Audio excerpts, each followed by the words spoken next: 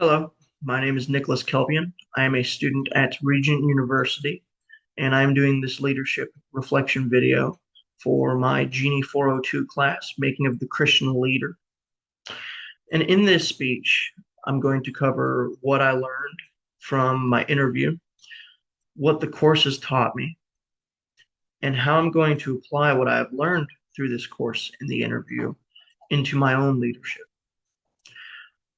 I've had multiple leadership positions in the past, and whenever I decided to take this course, I thought I wasn't going to learn anything at all.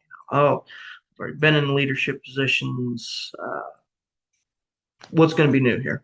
You know, I, and within the second week, I realized, oh wow, I really don't know what leadership means. And that ties into my original definition of what a Christian leader is. Originally, I thought a Christian leader is a pastor, a missionary, a worship pastor, or even a board member, because they hold this position of power, per se, in the church. And now I realize that it's not really leadership.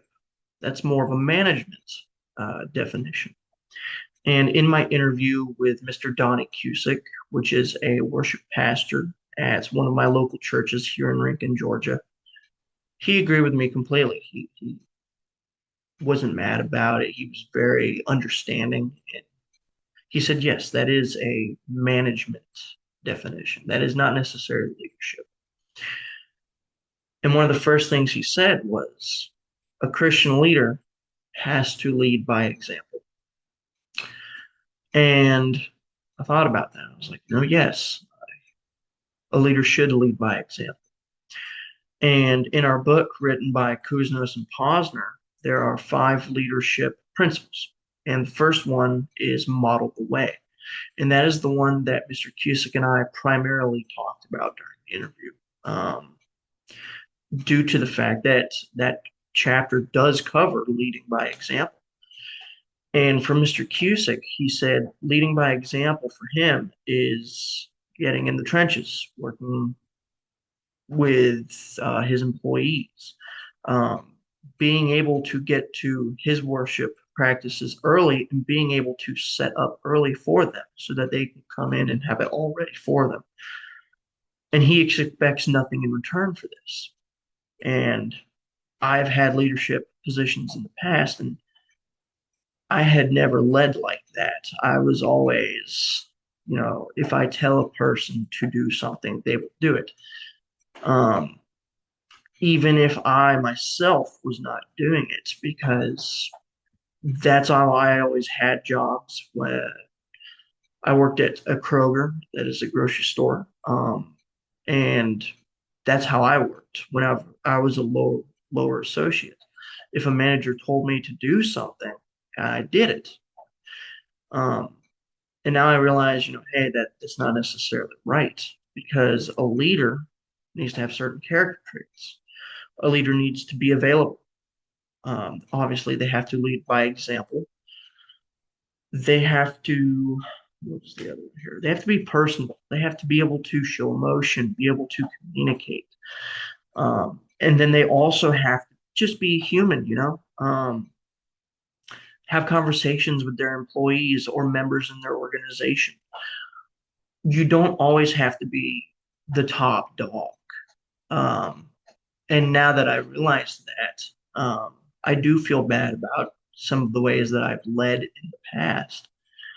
Um, and for me, what I'm going to take away from that specifically from those is being human, having compassion, taking a couple minutes out of my day to communicate with others, to talk with them, see how they're doing, what's going on in their lives. And I really had never done that before. Um, and it makes me realize that this course is very meaningful. Um, I have truly learned a lot, and I will be changing my leadership style in the future for this.